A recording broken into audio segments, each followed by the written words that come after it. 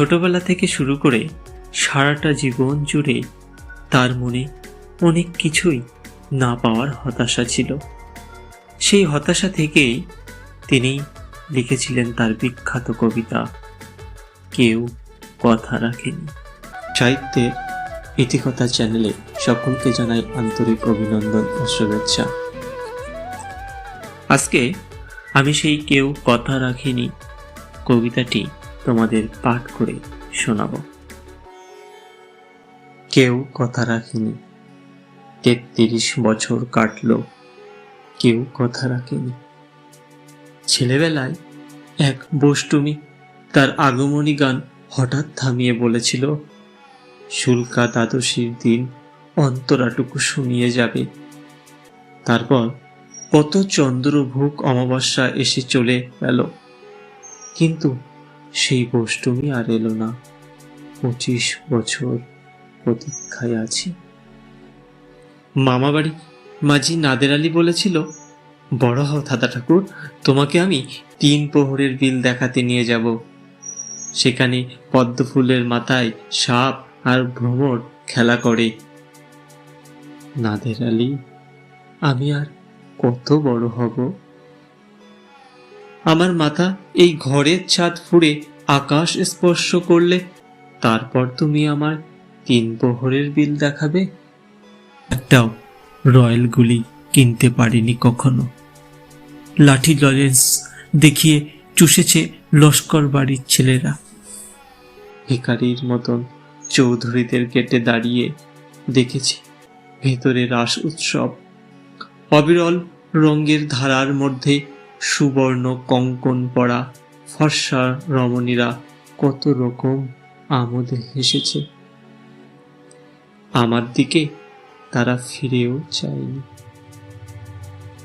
বাবা আমার কাঁধ ছুঁয়ে বলেছিলেন, দেখিস একদিন আমরাও। বাবা এখনো অন্ধ। আমাদের দেখা হয়নি কিছুই।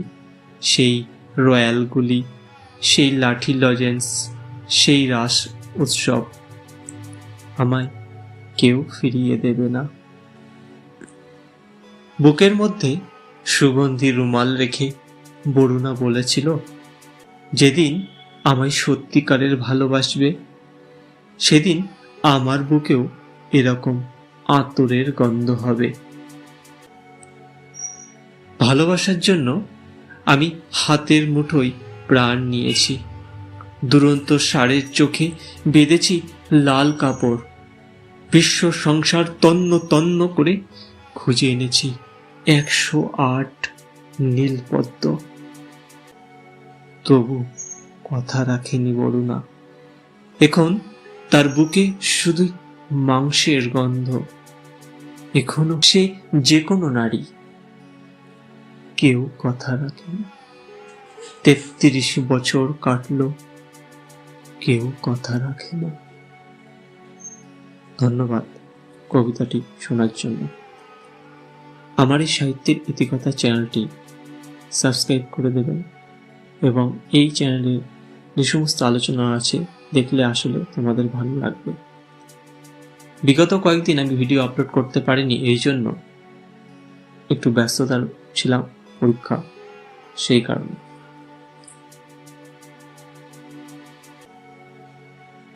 এই জন্য আন্তরিকভাবে দুঃখিত।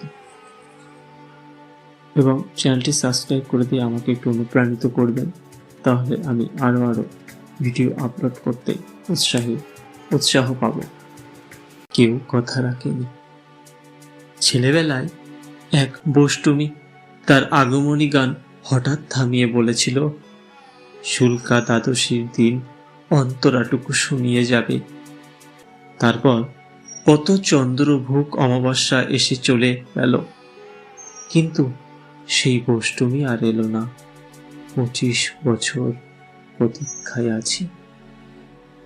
মামাবাড়ি মাঝি নাদের আলী বলেছিল, বড় হও দাদা ঠাকুর, তোমাকে আমি 3 প্রহরের বিল দেখাতে নিয়ে যাব। সেখানে পদ্ম ফুলের মাথায় সাপ আর ভ্রমর খেলা করে। নাদের আলী, আমি আর কত বড় হব? আমার এই সাহিত্যের ইতিকথা চ্যানেলটি সাবস্ক্রাইব করে দেবেন এবং এই চ্যানেলে যে সমস্ত আলোচনা আছে দেখলে আসলে তোমাদের ভালো লাগবে। বিগত কয়েকদিন আমি ভিডিও আপলোড করতে পারিনি, এই জন্য একটু ব্যস্ততার ছিলাম, পরীক্ষা, সেই কারণে।